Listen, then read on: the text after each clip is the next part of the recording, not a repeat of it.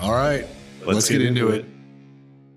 So it's a Warfighter Tobacco podcast. John's not here this week. He is in Michigan doing Warfighter scuba stuff. So, but I am joined with by a guest that I'm really happy you're here. So this is my old first sergeant, Carl Dykes. We'll start a little bit of like your history. Like we'll do an interview style and I was born a coal miner's daughter. I grew up in Kentucky, small town, wanted to get away from a small town, joined the Army in I can't tell whether I'm on the mic. Yeah, here, just put it a little bit closer and you're good.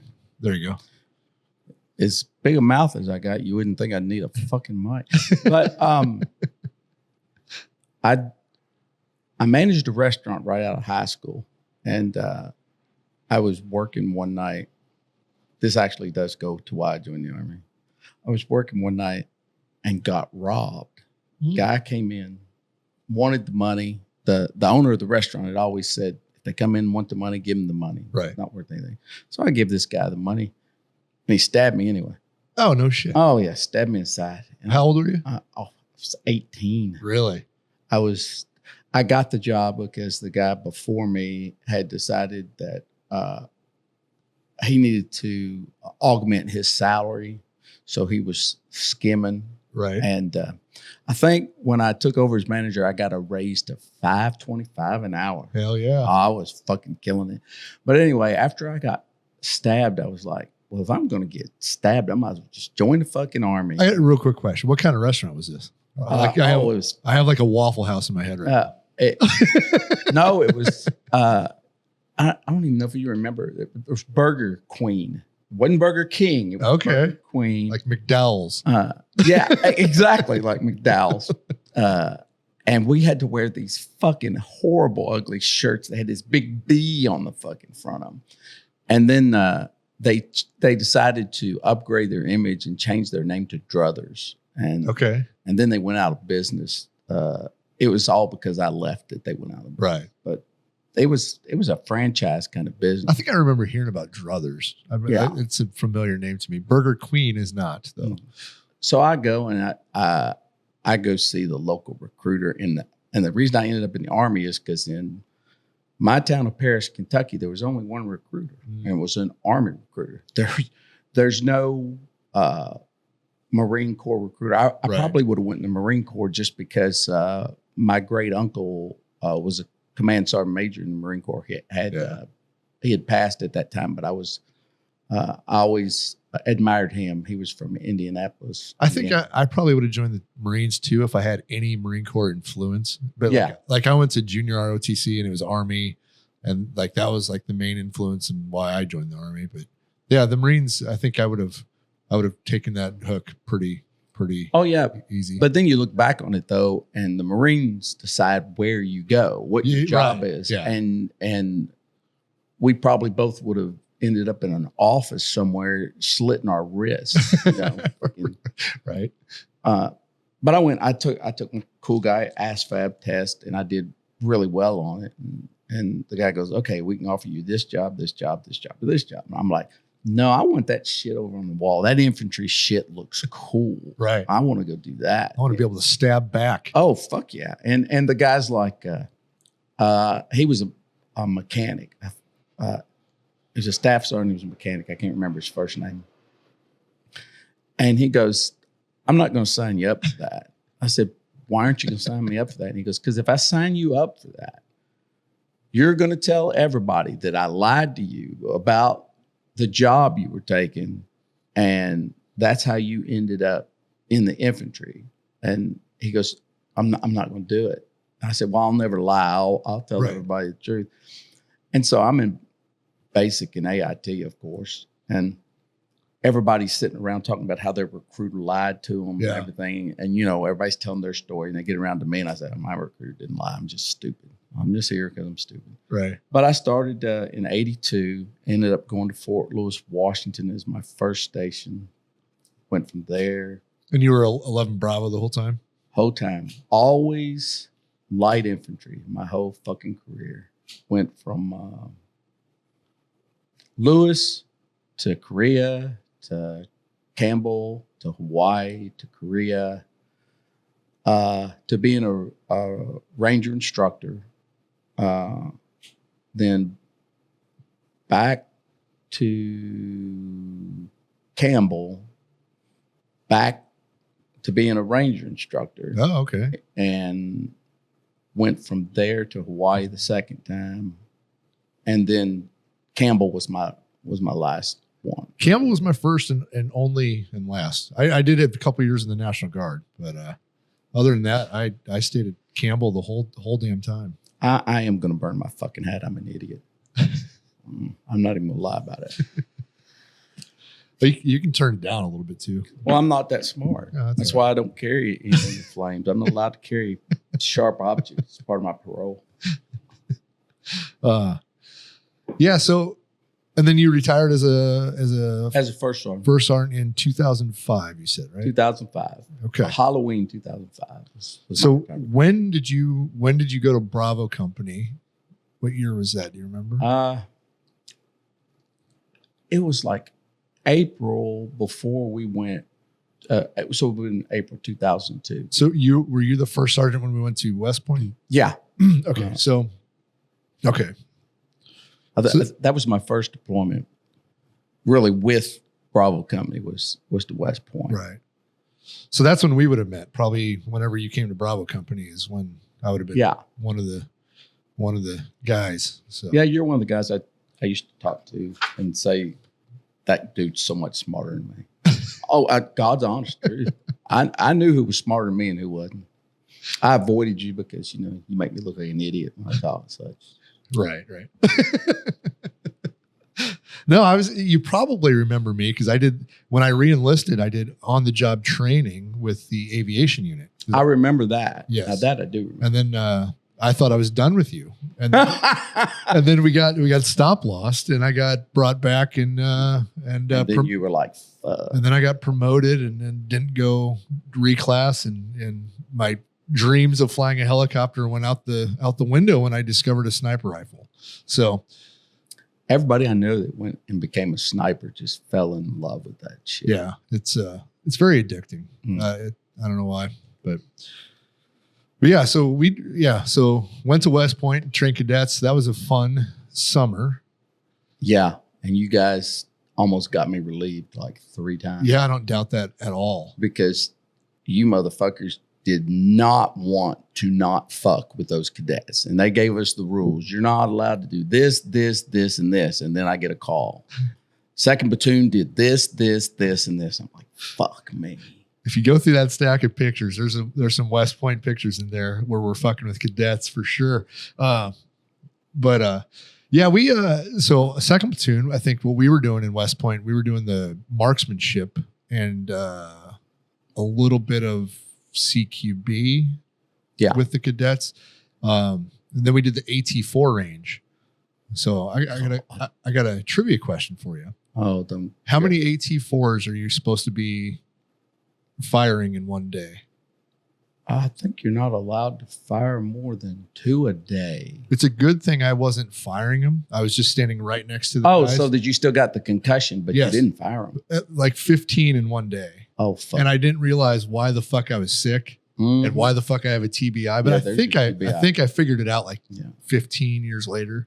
I think I link it back to West Point. So basically, West Point is the reason the Army's as fucked up as it is. It's why the VA is full.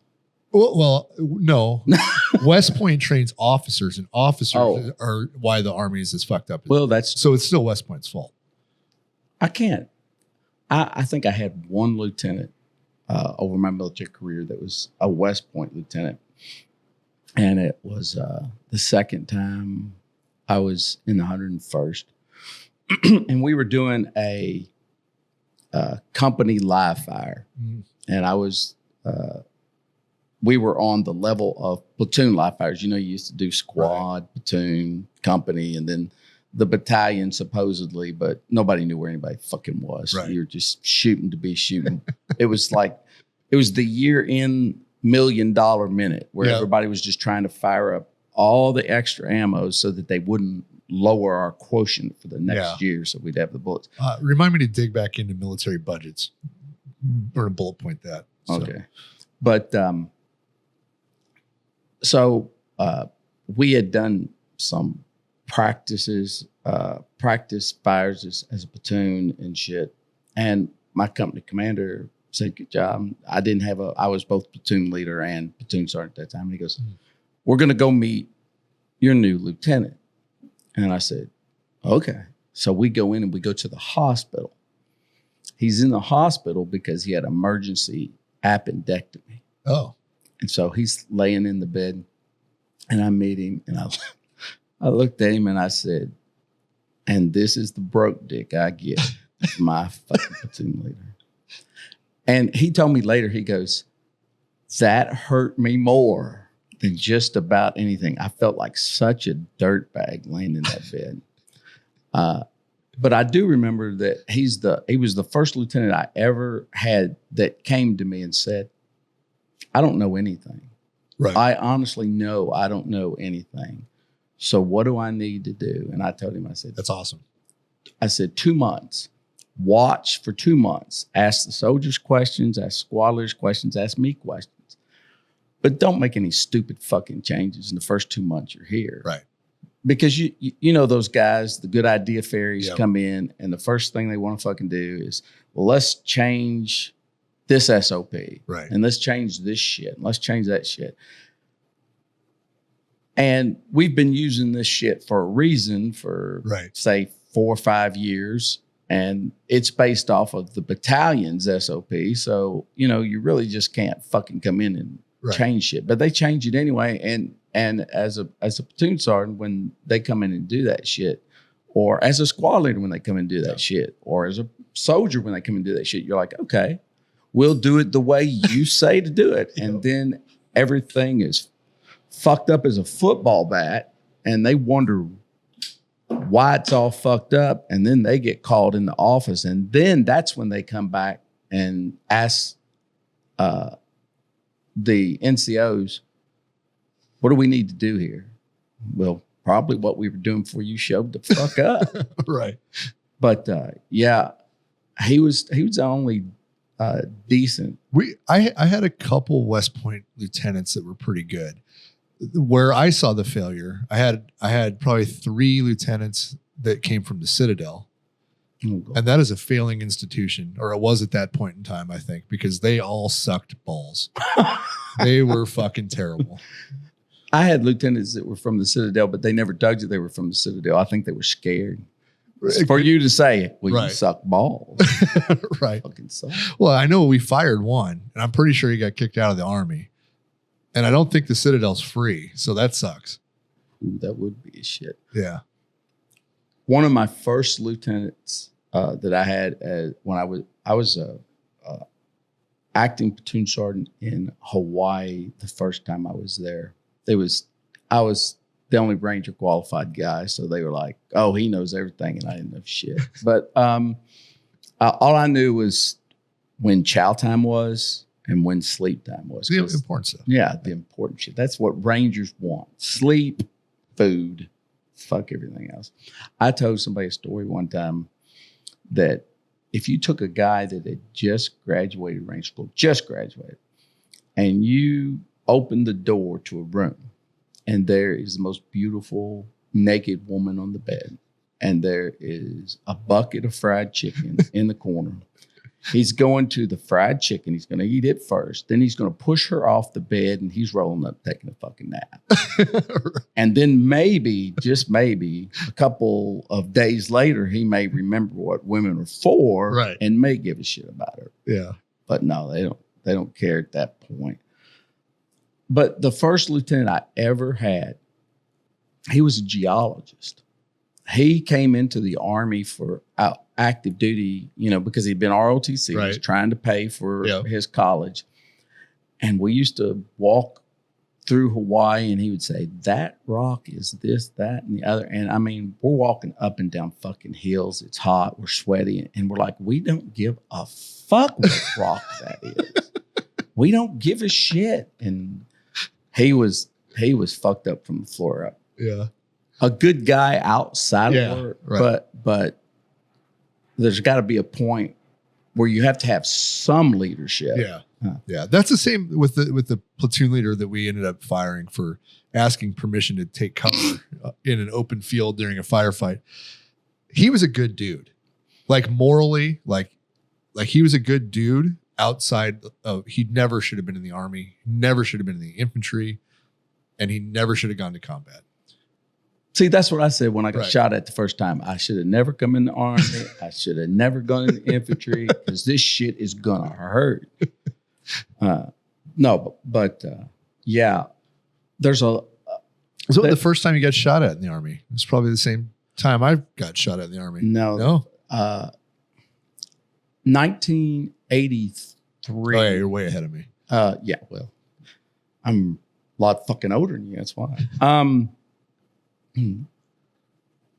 I was involved in an incident at Fort Lewis, Washington. We used to have this thing called School of Soldier. When you fucked up on the weekends, you had to, they would do all kinds of stupid shit. But it was better than Article 15. You know, they wake you up in the morning, they'd give you a PT test. Then you'd have to run upstairs and shower and be in your dress greens, and they do a green inspection. Then they do drilling ceremony for a while. Not that I was ever on School of Soldier more than 14 times. But then they do TA-50 layout. Yeah. And right after TA-50 layout, you'd put it all in your ruck and you'd go on like a 12-mile road march. And the object was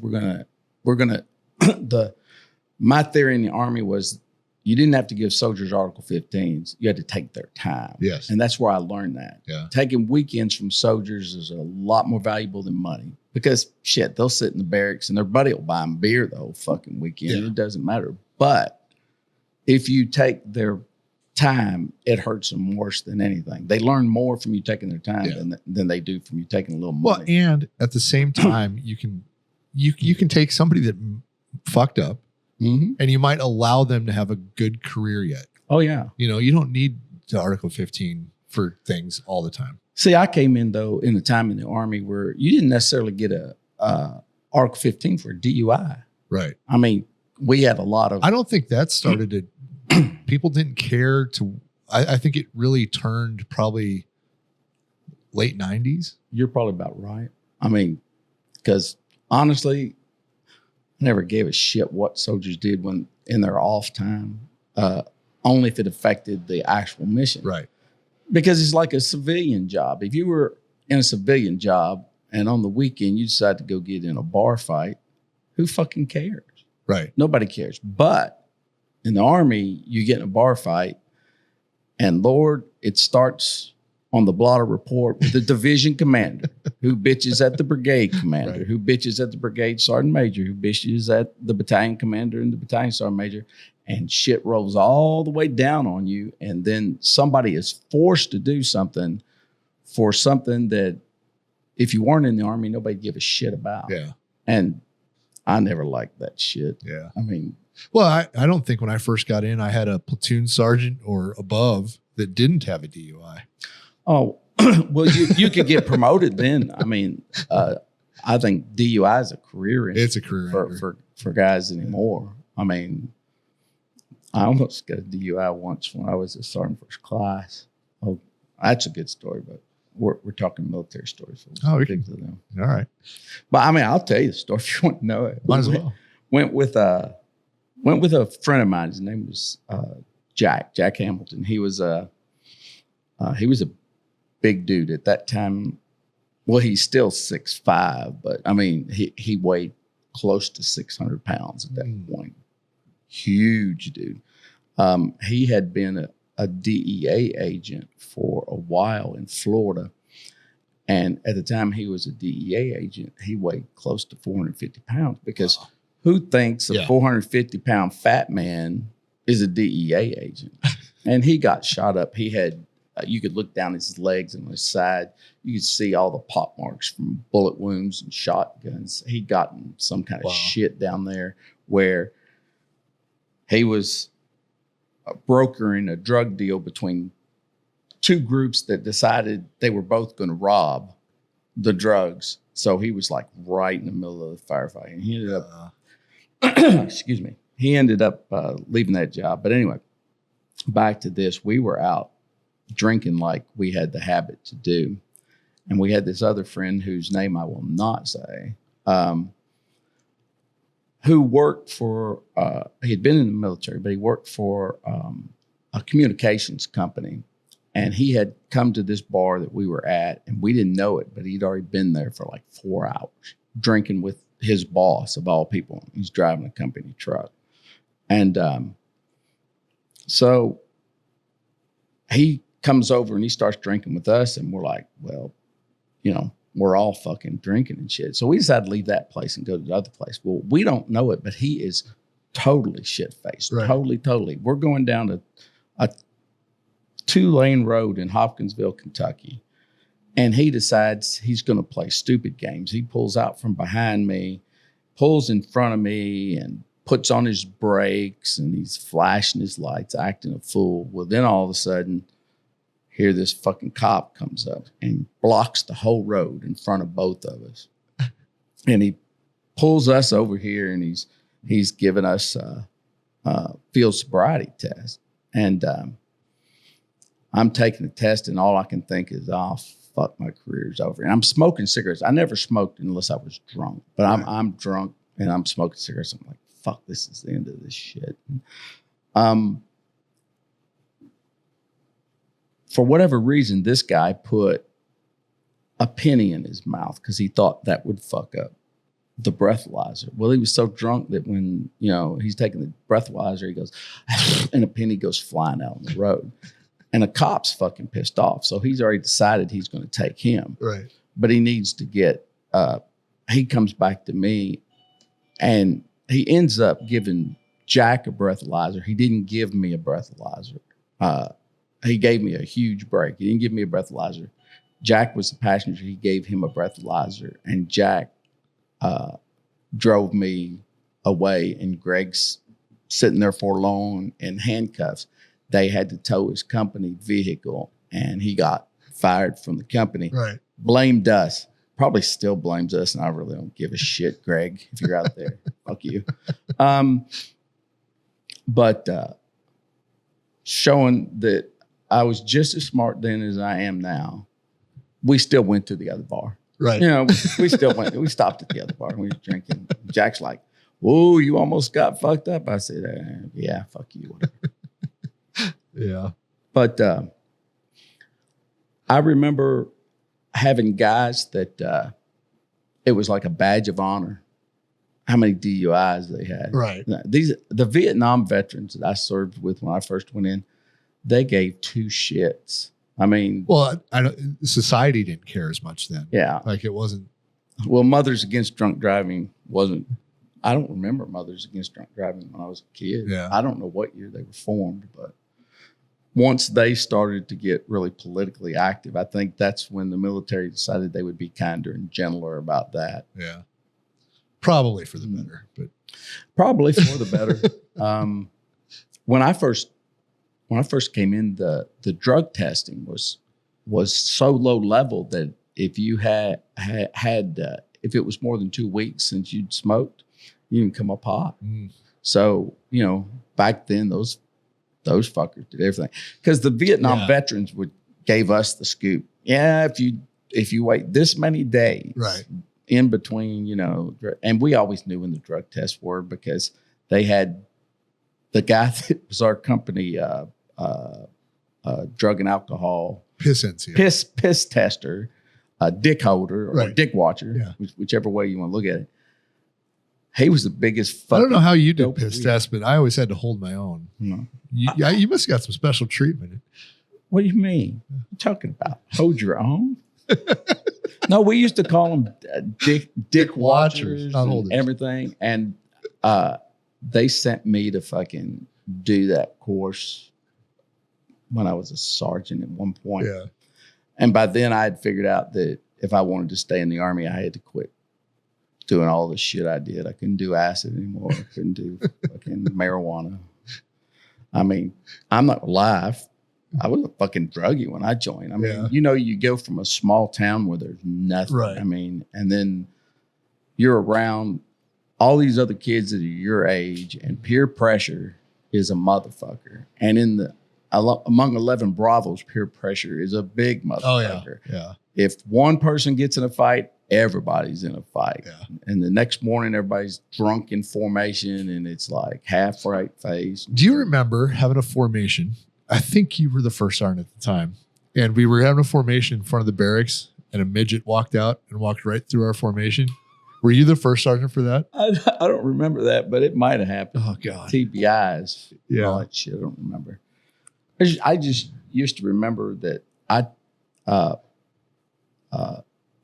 the hardest thing as a first sergeant for me was when soldiers got in trouble on the weekends, because you had to try to figure out how to keep them out of trouble. Yes. If they were worth a shit. Right. If they weren't worth a shit, you'd leave them in the jail and say, fuck them. You didn't care. Yeah. But if a soldier was worth a shit, you had to figure out how to navigate the system. Well, you're playing, you're looking out for the soldier, and you're figuring out how to make the people above you happy. Oh, yeah. Right. So it's like that's the hard part. Right. The people above you have to report to the people above them. Yeah. And when I was in the sniper section, I was like, hey, like there'll be a time where I got to come in here kicking and screaming and fucking, pretend everything's, I got to pretend you're fucked up. There's people watching. They're watching me, like, so I understand that game a little bit, but they play that game. I mean, that's the reality of being a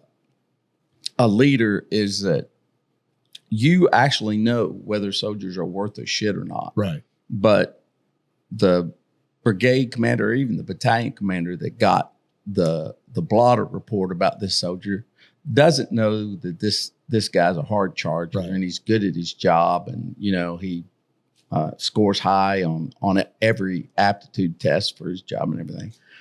They only know that his name came across, mm-hmm, and that he's a fucking he was in a fight with some jarhead from Eva Beach, and they want you to bust him. And if you're a good battalion commander and somebody gets into a fight, the first fucking question should be, did he win? Exactly. It shouldn't be. Yeah. It should be, did he win, and was it justified? Like, if he won the fight, then he should actually get an Army Achievement Medal at least. Something. Right? Yeah. Especially when it's inter service. That's what the deal was in Hawaii. Yeah. There was a lot of inter service shit where they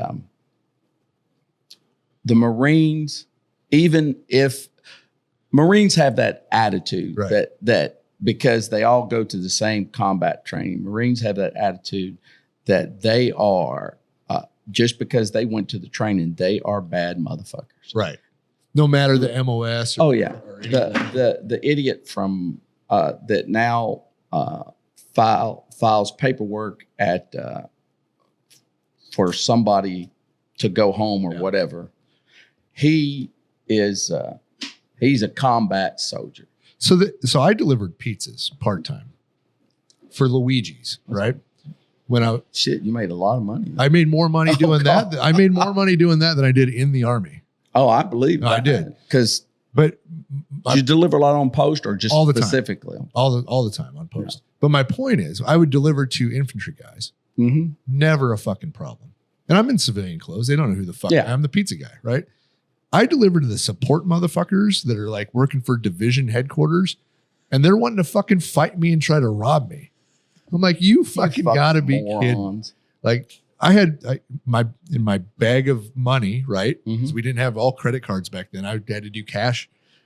I had a couple rolls of quarters, and I had to fucking hit motherfuckers with my bag of fucking quarters because they were trying to rob me. Yeah, but see, and these are like fucking admin to the 10th degree motherfuckers trying to rob me. That if they wanted to fight you, they have to go find their combatives manual. Okay, I need to do. Hold on a second. I need. Right. Okay, but no, the reason you had the quarters though is because the infantry guys had rolled them up because they didn't have any fucking money. That could be too. They sat over there and everybody emptied their pocket change because they spent majority of their money on the beer for the weekend. So I was like the only driver that got requested to deliver the pizzas, because my side gig was I would also go pick up booze for everybody. Now that is a money making. I made fucking bank.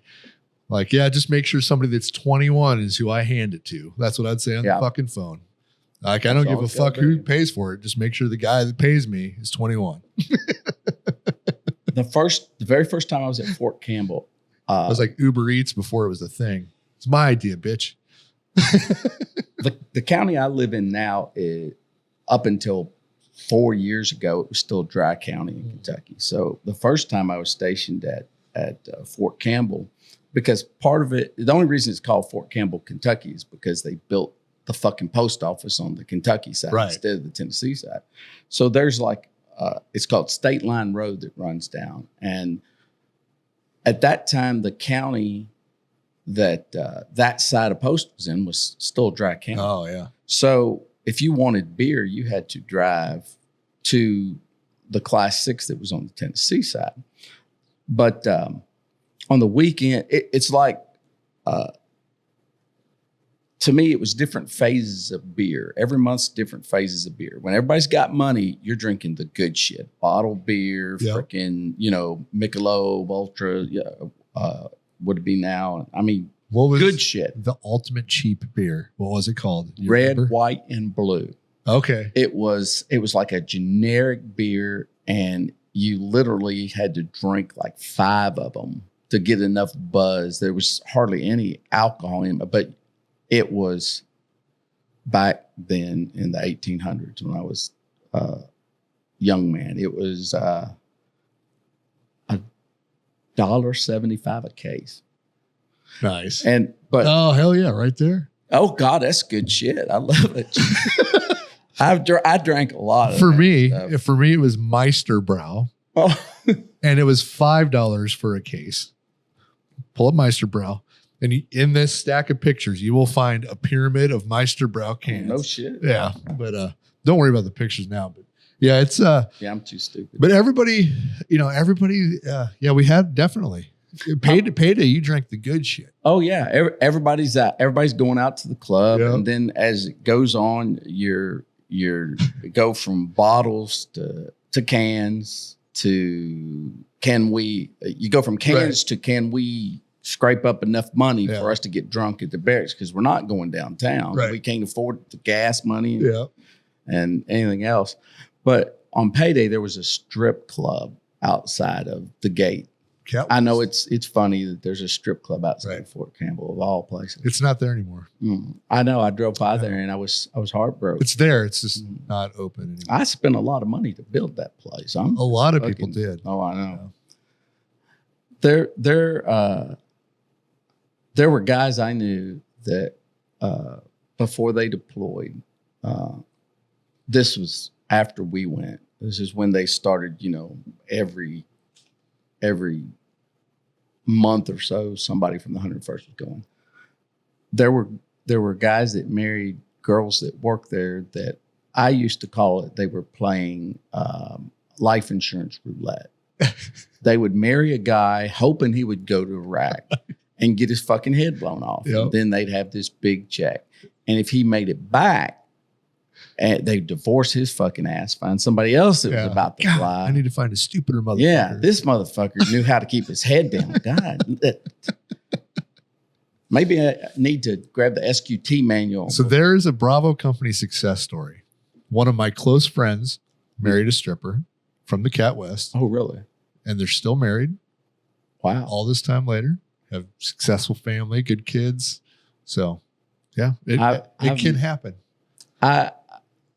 My first tour in Korea, there was a lot of guys that married Korean prostitutes and brought them home, and they only wanted green cards. Right. And it would go to shit. I probably know 3 guys that married Korean women, and it worked out for them. And, I don't have anything against the Korean women or whoever the fuck you love. It's up to you. Yeah. I give a shit. But those guys have more money because their wives wouldn't let them spend shit. Oh, I bet. Oh God, they saved money. One of them was a captain. He lost his command over marrying really a Korean woman. Well, they didn't want it to happen because they're like, you're marrying strippers, right? Blah blah blah blah. And I don't even know if his wife that he married was a stripper, but I do know when ran into him in Hawaii years later. That when he went and played golf with me once over there, but before I took up golf, took it up hard. It's only been about 4 or 5 years. It helped me lose weight, and being out away from people is so great, right. you know. And anyway, he went and played golf with me. Well, I rented a cart, you know, because I said, I hump enough fucking hills, you know, I don't want to hump it on the weekend. And he got mad because his wife hadn't given him enough money to rent a cart. So I was riding, and he wouldn't sit in my cart for anything because he was afraid that they would come and they would charge him the money, and he'd have to tell his wife he spent money on a cart. And I think cart rental over there at that time was maybe $5, maybe $5. And I was like, man, I would never want a woman like that. No. And then there's me who didn't have any money till I was like 54 years old because I spent it all on booze and fucking ex-wives. So, and I was like, this motherfucker's already, you know, he's already set for retirement. Right. And I can't afford to, you know, take a paid vacation from the fucking army. Yeah. But the first job I got after I retired, it was, I got a job working for a company named, I won't mention Aramark's name. Okay. But it was as a food service coordinator for prison in Kentucky. Eddyville Correctional is one of the first jobs I ended up working as an assistant before they gave me my own prison, which sounds so great. I had my own prison for it. But I went to work there, and that's when my PTSD really fucking kicked in, because you're going through all the sally ports. Like, you go in and they lock a gate behind you, and the gate in front of you is closed. Yeah. And they have to look through the camera, see who you are. Then they let you in, and you go to the next gate. And there were 11 gates I had to go through to get to the kitchen. Oh, man. And it got to the point that going to work, I was like, man, fuck this. This is fucking crazy. But they did something that, you know, they never do in the Army. We had these get-togethers, like quarterly meeting with the regional manager and shit, you know, where we would all go together. And they would spend the money, and we had it at a casino in Indiana. Okay. I think it was Elizabethton, Indiana or something. It's right on the border. Anyway, so we're up there, and they told us, if you want, schedule yourself with a day off before and a day off after, and you can, you know, make a whole weekend of it. And I was like, bet that, because I was really big into playing poker back then. Yeah. So I rode my motorcycle up there, and I'm in my leathers, and, you know, I've already got a beard, and my hair's about down to here at that point. But before it got down to here, and I looked like Charles Manson. And my mom, I went to her house, and she's like, what the fuck happened to you? And I said, what, Mom? She goes, why is your hair so long? Why do you have a beard? I said, Mom, I'm not in the Army anymore. And she goes, so they don't sell razors where you're fucking at now? I'm like, okay, whatever. But anyway, so we have this meeting, and there's a table, and we're all sitting around this table. And I got into a thing with one of the girls that was from one of the other prisons, because she got mad at a friend of mine that was there, because a bunch of them had come up from Kentucky, because when they got the contract in Kentucky, they didn't have any body to put in charge of the prisons. Right. So they just raided all of, like, the second in commands at the prisons in Florida. And she was talking, and she was like, well, when we were in Florida, we did this, this, and this. And he was like, you need to stop that, because we're not in Florida. These people here are country. Right. And what he meant by it is, in Kentucky, the prisons are triangle prisons. You have 3 prisons that are close enough to support each other. So if you're saying something to a guy in this prison, like a guard or something, he goes home, says it to his wife. Their cousin works at the other prison. So now you've got a problem, because shit, the company's business is being spread around. But she said that, and he was like, these people are country. They all know each other. And she filed a complaint against him for calling people from Kentucky country. And I'm sitting there and I have my eyes twitching and I'm listening to her talk. And so they're talking about, they're going to counsel him after the meeting. And I raised my hand and I said, I'd like to file a complaint against her. And they said, what for? Well, she said she doesn't like Mexican food and he's married to a Mexican. I think that's unfair. Being the smart ass that I am, because showing them the ridiculousness of this shit. So, of course, instead of him getting rode up, they decided they want to bring me in. So they're talking to me and it's this huge fucking table. I think it was like 12 feet wide and I'm checking out the table. I'm like, man, this is some good workmanship on this table. And I had a female district manager, female regional manager, and regional manager, she was really good, but district manager was an idiot. But so they're trying to counsel me. And of course, my short attention span, I'm not listening to a fucking thing they say. Right. And so at one point, they asked me what you're thinking. And like a dumbass, I answered what I was thinking, which was, I said, I was thinking that I could jump across this table and knock you the fuck out before anybody could come in that door. They put me on leave for some reason. They put me on medical leave. And eventually the company, I think it was like 8 months total that they paid me to keep seeing a psychiatrist for anger management problems. Right. And I was like, anybody who's in the Army's got anger management fucking problems. But no, they eventually settled with me and said, look, you're covered under Americans with Disabilities because you've got X amount of, at that time, VA disability. Right. So if you come back, we have to give you a job. We have to make accommodations for you. But we don't want you to fucking come back. So if we give you, it was like 5 or 6 months of pay where you can still stay home and you're still going to get paid, but you sign paperwork agreeing that you're not coming back to work for the company. Right. We'll do that, but we don't want you to come back. And I was like, stay home, get paid, go play cards. Yeah, I'll do that. Yeah. It was a great deal. But yeah, that job. I was like, this is the worst fucking job for anybody that in the military, because you get in the kitchen and you know how when you're in combat, your senses get to the point where it's like you're going through 1,000 sounds a second. Yeah. And your brain says, okay, that's a twig snapping, that's a bird, blah, blah, blah. And then you hear metal on metal, which there's no sound in the wild that sounds like that. And then your brain like hooks in on that. You go in the kitchen. What do you think you hear in the kitchen? Yeah. Clang, clank, clank, clank, 8 hours a day. And you're like, man, fuck this.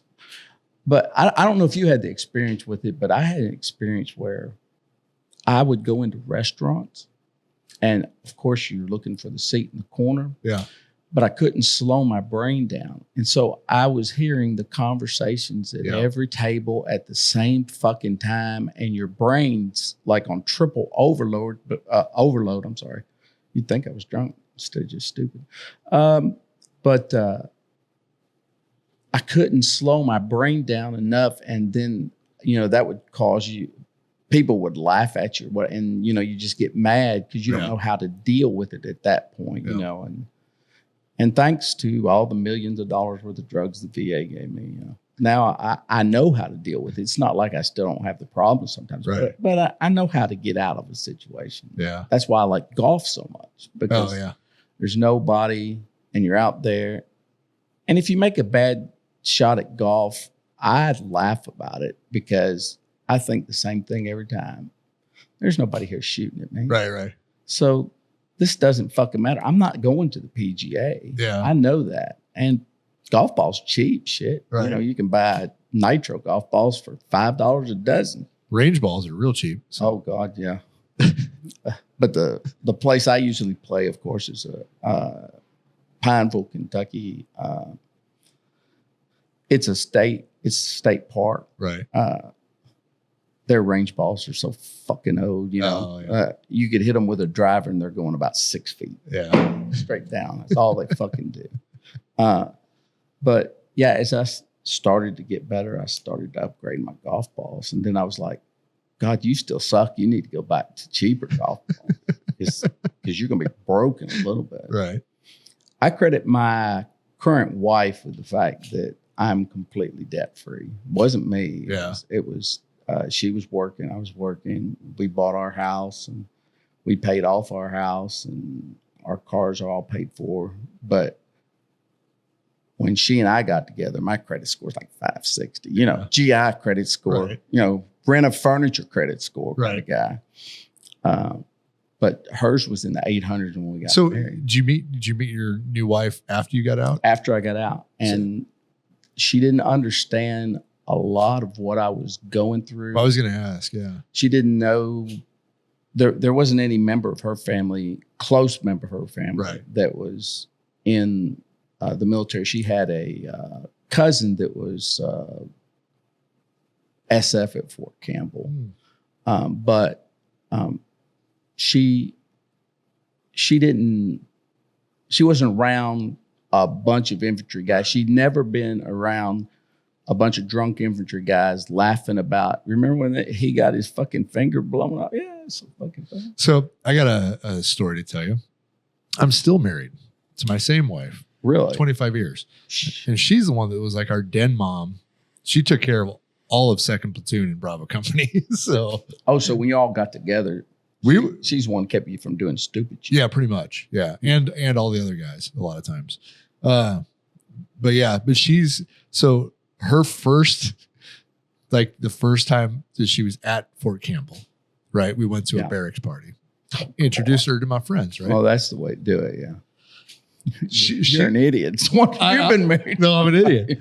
She learned the first time she ever heard the word necrophilia was at the fucking barracks party. We used to talk about that all the time.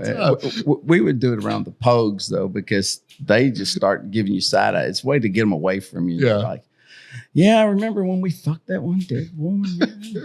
She was great. We had to stick that curling iron up there. Just to warm it up. Yeah. Warm it up. That kind of shit. Yeah. Just barracks bullshit. So stories that GIs tell that. So somehow she's heard it all. She dealt with me coming back, having my PTSD bullshit. We're still going pretty strong. So I commend her for having the gumption. She's the only original that I know. I don't know of any other person in our battalion that's still married to the same person. I went through, let me see, while I was in the Army, I went through 3 wives. And the one I'm married to now, I was married to her and then I divorced her in the height of my PTSD because I was a fucking moron. And we were apart for maybe a month. The divorce wasn't even final. And I'd already asked her to come move back in. And so she'd already moved back in. Remember, we were sitting on the couch one day and the mail comes and I go, oh, hey, it's our divorce decree. She got fucking pissed. She was like, you didn't stop the divorce? I was like, you can do that? You can stop them once you start them? I don't know why she was pissed. I don't either. To this day, I haven't figured it out. But that's funny. But no, it was like. So how long you been married to this one? And what's her name? Sherry. Sherry. We got married in 2000. Do you consider it consecutive, or do you like? Oh no, I don't count the time we were apart because I mean we weren't apart. She lived literally because in that little fucking town, she lived with her brother like maybe half a block from me. Right. Maybe. I mean, how divorced are you at that point? I mean, it's not like I could date anybody in that town. She was kin to everybody. You know, you're right. You're freaking separate like that. And I remember the story I told her that was going to have to happen if we got back together, because she was death on pets. Oh. And I said, I need something, a cat or something that when I'm stressed out, that will help me fucking mellow out. And she didn't understand that part. So finally she let me get a cat. Well, then I got into an internet argument with a guy from freaking New York who ran a pet rescue, but I was really into the stolen valor thing. I was working for some guys, and they had given a dog to a guy who had spent 2 years in Leavenworth. Right. And it told him some big story. And I got, at first I was pissed at this guy. I was sending him shitty stuff. And then we started talking on the phone, and I was telling him, these are the ways you can check and see if these people actually deserve this freaking dog that thousands of dollars have been spent on it. Because there's so many guys that need a dog, or an animal of some type, but even if it's just emotional support animal, they just need something there with them that gives them a reason not to just keep thinking about themselves. So he was talking to me on the phone, and he goes, you like dogs? I said, yeah, I don't have a dog. And so we were talking about dogs. He calls me like a week later. He goes, I've got a golden lab for you that's already been trained if you want it. And I was like, yes. Gets on a plane, flies to nowhere, Kentucky, because there's no airports in there. Knoxville's the nearest one. Right. And they drive up, they bring the dog. And when I tell you that dog saved my life, I'm not even fucking lying. Yeah. Because I could go into restaurants and he would go under the table. And you see so many people that have dogs with them, and you look at them and they are not fucking trained animals, because they act like ass and shit on the floor in restaurants or whatever. But all people have to say, there's no way to check. They're only allowed to ask 2 questions. Is that a service animal? What does it do? Right. You can't ask it to perform tricks or juggle for you or anything. So that's only 2 things you can ask it. So people can make shit up, if they want, and you really can't do anything about it. But he would lay under the table, and when I would start to get antsy, before I knew I was antsy, he knew, and he would move under the table, and he would put his head against my knee, and I would lean down and I'd pet him, and I'd realize what the problem was, and then I'd get up, go stand outside if I needed to. This was before I was on anything for anxiety or any shit. But I got those animals, and the woman that hated dogs, hated any animal, got into rescuing animals. It was like she would come home from work. I found this cat. I'm like, fuck. Because I knew what we were going to do with the cat. Yeah. We were going to spend all the money to get it fixed up, and then we were going to give it away to somebody that we knew. But no, she grew up there in that small town, worked at Walmart for 36 years till she got cancer. And she didn't know about a lot of the shit that, that I'd been through, or that anybody had been through. I mean, you live in a small town and you're sheltered like that. I mean, she's not. I'm not going to say she's, backwards. It's just that she's blissfully ignorant. Exactly. My mother is blissfully ignorant, and I love her. Oh, but yeah, like she has no idea about the world, I think sometimes. The only reason I think my mom's not completely blissfully ignorant is because she went through one of her grandchildren dying. It was my son. He died when their house burned down. So she kind of knows what, losing somebody close to you is about. Right. And she kind of understands the why when one of my guys calls and I get on the phone for 4 hours and I talk to him.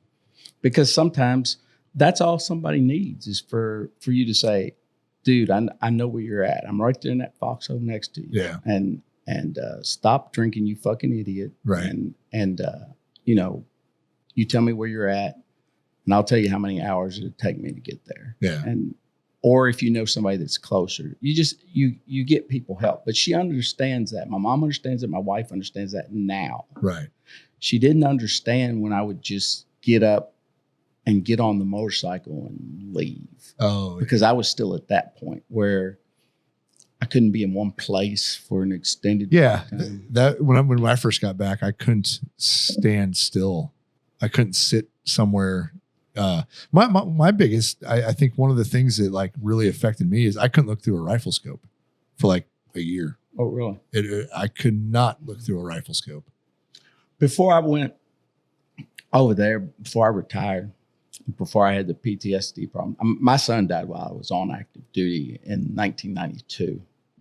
When we were in Iraq, remember the lady that came to the gate with the dead baby? Handed it to me. Yeah. I was the one. Yeah. Garino calls me down there and I go down and he's like, what are we supposed to do about this? And I see the dead baby. Yeah. She's like, fix it. And I'm like, and I'm like, and you're like, I can't do shit. Yeah. But you don't want to tell her. I mean, you know, at some point you've got to say, I can't do anything for you. Yeah. You know, your baby's dead.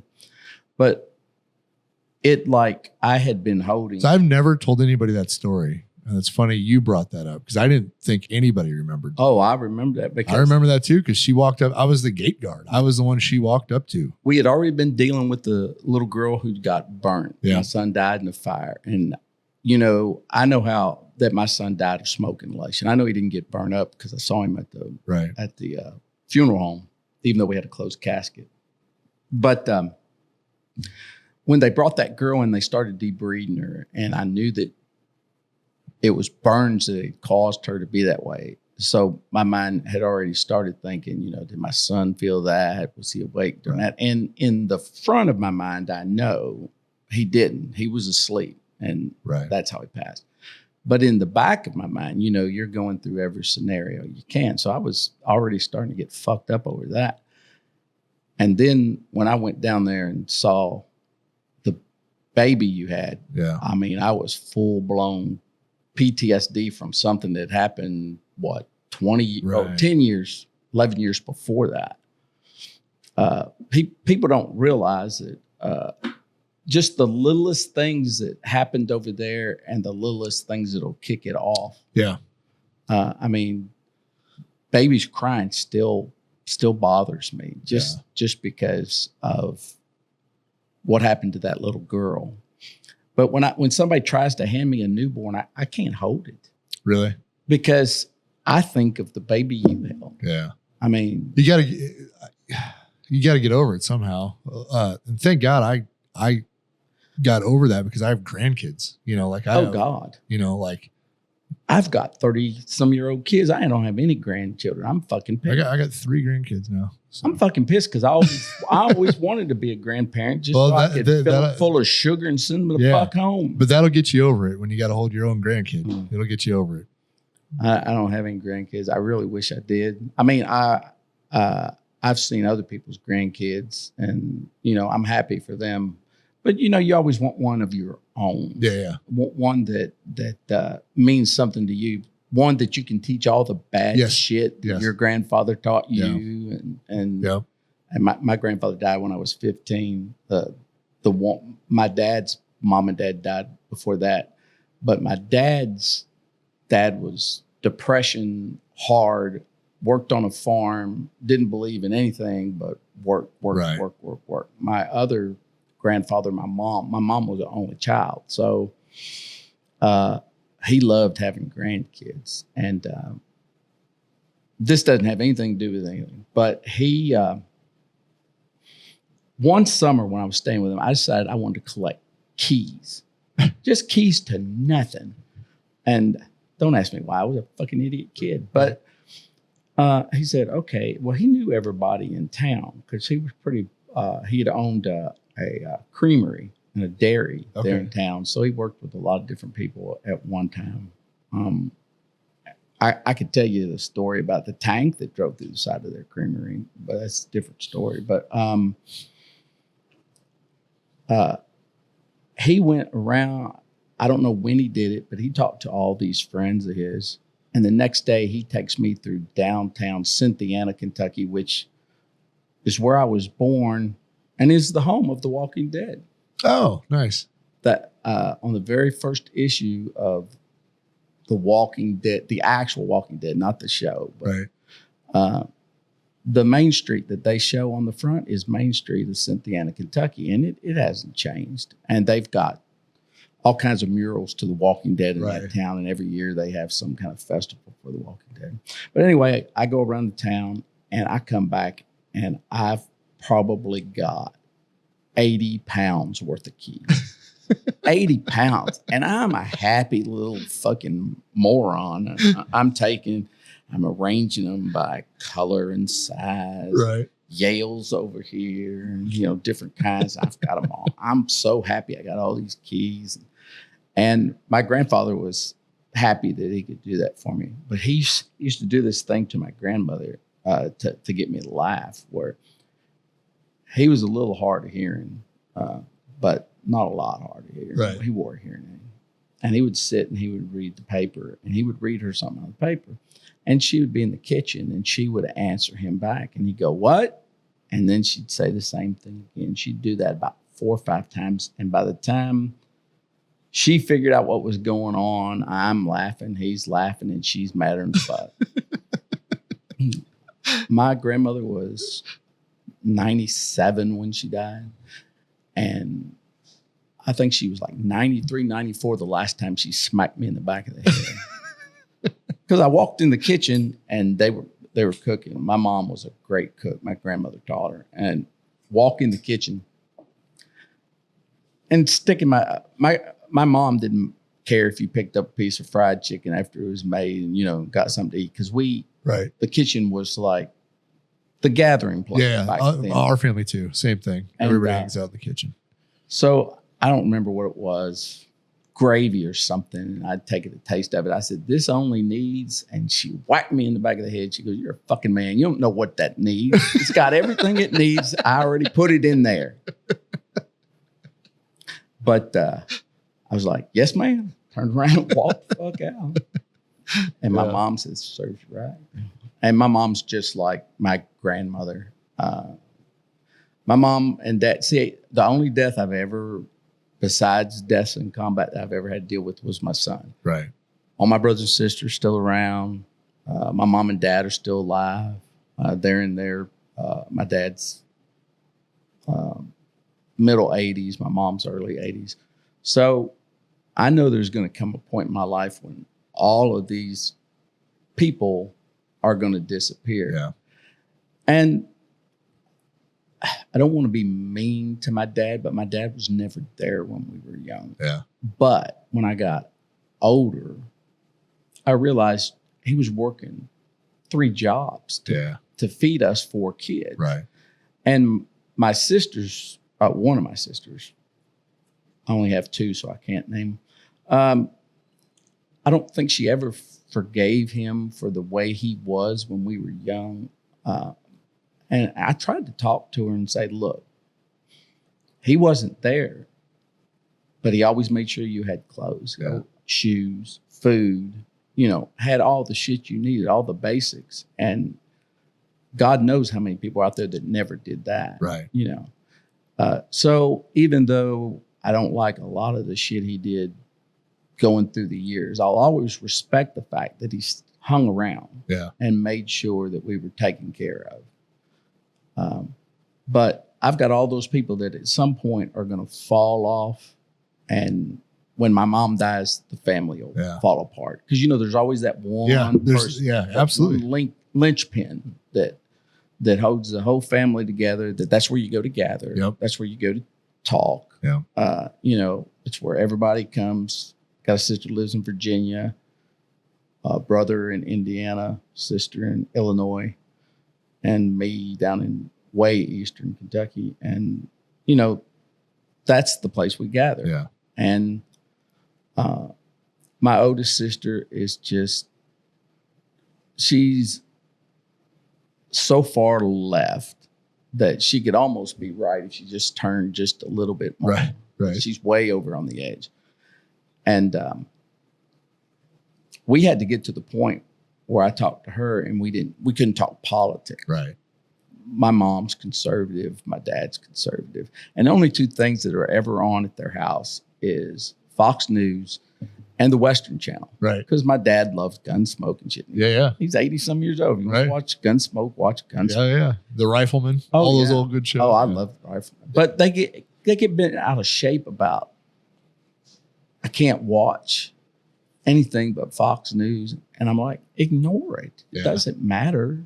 I mean, they're that old. If they want to die watching freaking Matt Dillon, let them die watching Matt fucking Dillon. Right. Jesus Christ. Yeah. So my last grandfather passed not too long ago. And he was an Army vet, went to Korea. And I tell you what, I can't fucking do taps anymore. I can't do it. So when if that time ever comes for you, that's a hard one. So I've already been through that. no, I know. But You remember? God, I just knew his name. He was in Charlie Company. It was a sergeant. He was their supply sergeant. Morgan Kennan. Yeah. I was back in the States already because of the problems, issues I had. I was already back in the States, and they called me at home to be casualty assistance officer for them. So I had to go. And Zioli ended up being the body escort. Had to go. That's a hard job. Pick it up and bring it down there. Yeah. And I remember the whole funeral, and I remember the only way I could connect with Morgan Kennan's mom was I told her, I know what you're going through because I lost my son too. Right. And then she hated the fucking Army. You know, I mean, I can understand why. But it took that for just a little bit of bonding there, and I stayed close to that family for years. Yeah. Because that's a big thing for them. He was the first soldier to die in the Memphis area because that's where he was from. Yeah. And I drove there from Campbell and was up there doing that. So it was a big deal. It was big on the news. For some dumb reason, somebody stuck a fucking microphone in my face, and all I was doing the whole time, I'm trying to answer their questions. I know I must look like an idiot on TV because I'm going, don't say fuck, don't say fuck, don't say fuck. Because I mean, I talk like I talk. So you remember one of my real good friends died while we were in West Point, Olson. And I got sent back for his funeral. Yeah. And that was a hard one too. I think the guys that committed suicide, I think their funerals are harder than the guys that died doing something that they wanted to do. Yeah. Because then you always think about the guys that committed suicide. What didn't I see? Yes, what didn't I see that was there that I could have saved him? And because we had one suicide when we were in Iraq, didn't we? He got sent home from Iraq. That's right. And I was already back, and I was in rear D, and I'm sad I can't remember his fucking name. I can't either. But he went and he came to me. He'd come down on orders for Germany, and we'd done everything in the world to keep him there because he didn't want to leave because he was like you. He only knew one group of guys, and they're still fighting over in Iraq. This is everybody he knows in the military. This is his family because, I mean, you get tight being anybody that's been in the military infantry. I don't know. I can't comment about any other MOS, but you become blood tight with the guys that you're with because that they literally had your back. Yeah, absolutely. And so if there's anything you can do for them now, you would do it. But he came back and he came to me and he goes, first I'd like to thank you for everything you've done for me, blah, blah, blah. And I'm going to be leaving tonight And I'm like, I'm thinking he's flying to Germany. Right. That's the night he went to the hotel room and killed himself. Oh, damn. Now, I don't know how true it is because, you never get the straight story on any of that. But they said that he mixed alcohol and Drano and drank it. Now, that's what they said. And I'm like, no, because if it tasted nasty, there's not a GI out there that wouldn't switch to drinking something else, Yeah. But I don't know exactly what it was, but he killed himself. But I remember after that, I was like, what did I miss? And now I know what I missed. I didn't know when his flight was. And he was actually saying goodbye because they say, a lot of people before they commit suicide, they say goodbye and start giving away their shit. But I'd never had a soldier commit suicide that worked for me at one time. I'd seen my best friend get killed in 1983 when we were talking about School of Soldier, and then I rabbit tracked to some. Oh yeah, we totally got off that. Yeah. But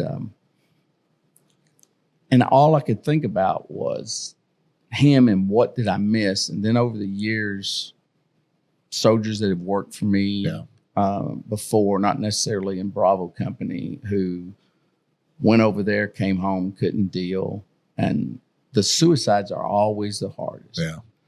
I mean, it's no fun when somebody fucking dies. My roommate in Campbell committed suicide. That would have been before you were there. We were staying at those old barracks on the other side of SF. Like there was the 3 buildings, all like on the PT route. Okay, I know what you're talking about. Yeah, so I was staying in there, and it's where they used to have I guess they do now have all like the G3, G1. It was the old World War II barracks. Yeah. And First Sergeant Elder woke me up and was like, "Hey, your roommate killed himself," and asked me if I knew anything. And he was going through a divorce and some stuff, but that was before I don't think 9/11 even happened yet. Yeah. So I don't know. It was weird, but yeah, I've dealt with it quite a bit too.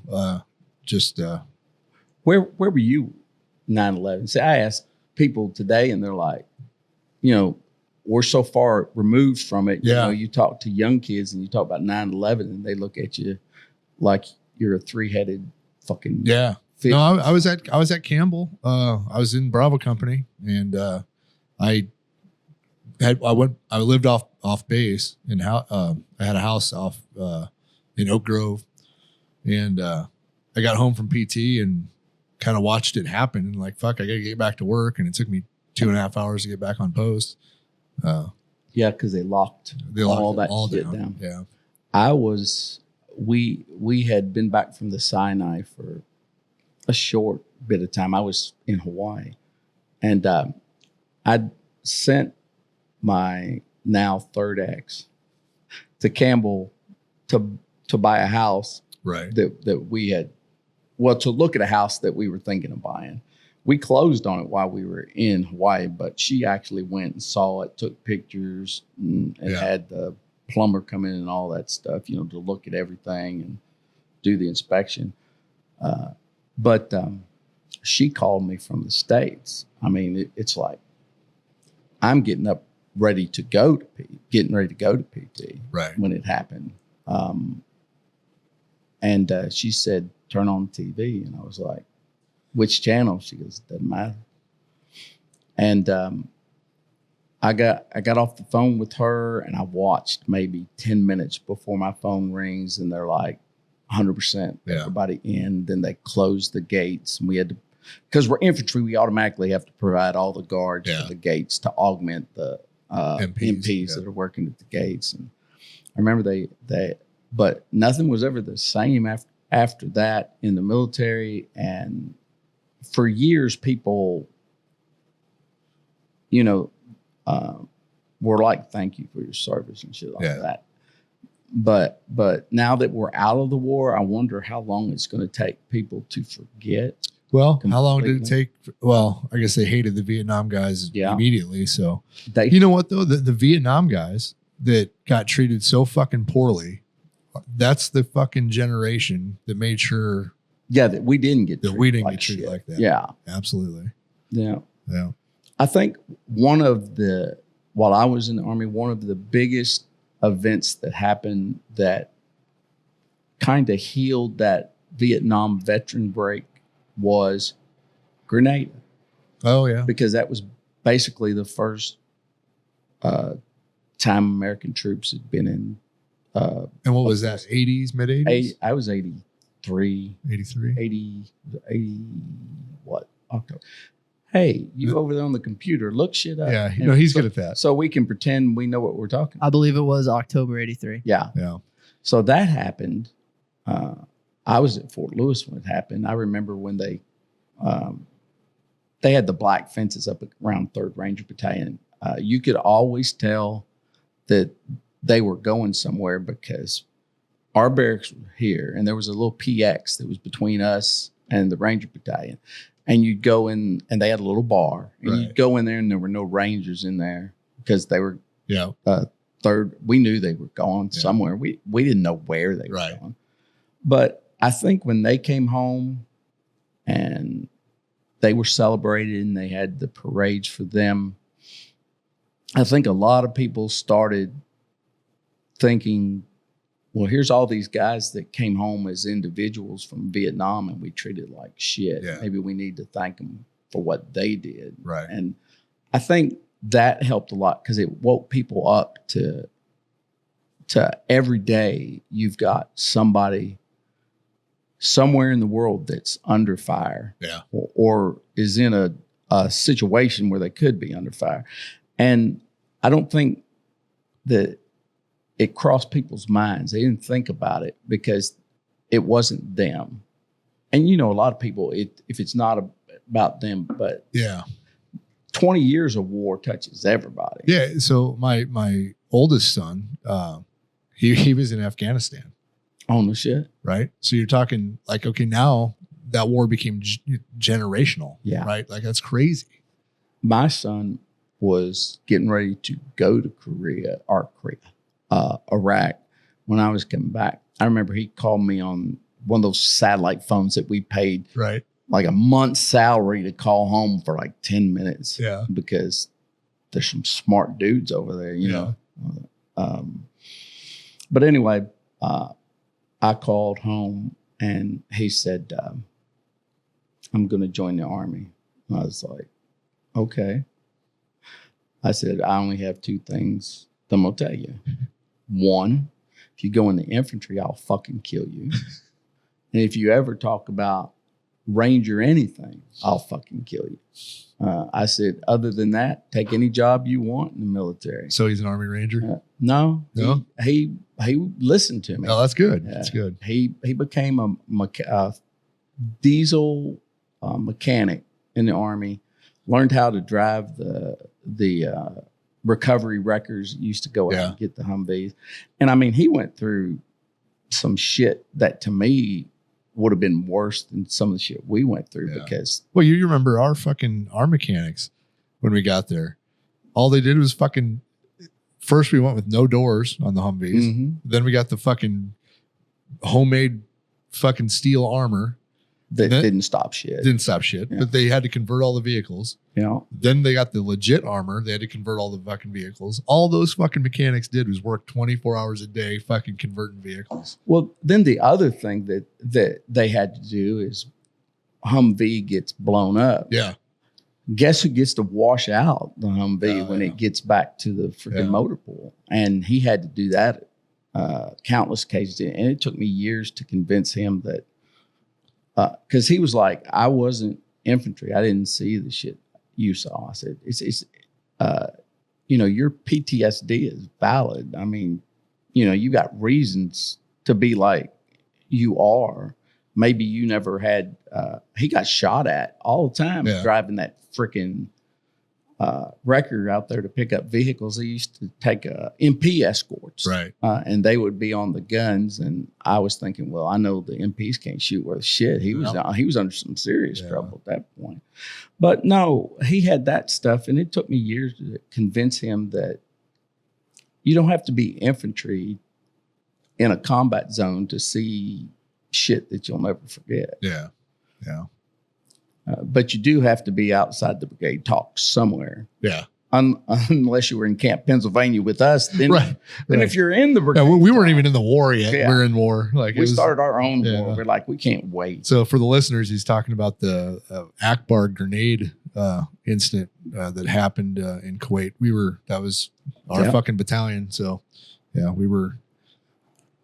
Akbar did do one smart thing though. He turned off the generator, so there was no light, and he was able to move around. And once shots started going and grenades started blowing, people are just trying to get to places. Nobody knew what the fuck was going on. Oh yeah, we're looking we were looking outside the fucking gate. Oh yeah, because we weren't looking. We think somebody's coming in. Yeah, we were thinking it's incoming or it's something, right? Like we weren't. You don't think that somebody from the attached engineer company battalion is going to be the one that did it. And I mean, I don't blame engineers. It's him. He's the only person you can ever blame it on. But I remember he turned off all the lights at brigade.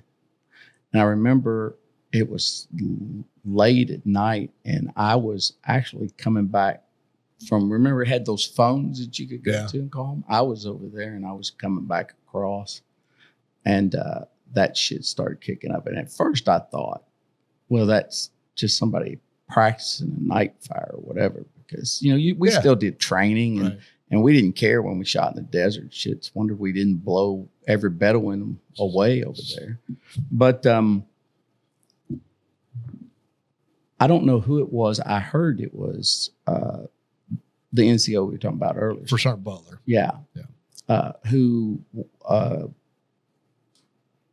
he was involved in flipping the sirens because that's what stopped. Oh, I don't know. That's what stopped Akbar, whoever was at the brigade. I don't know if it was the brigade staff duty because somebody's always up in the talk. Or somebody told them to, but they flipped the siren. And when they flipped the siren, where did everybody run? Scared of Scud attacks. Us, all we did is we put our mask on. We went back to fucking sleep. Yeah.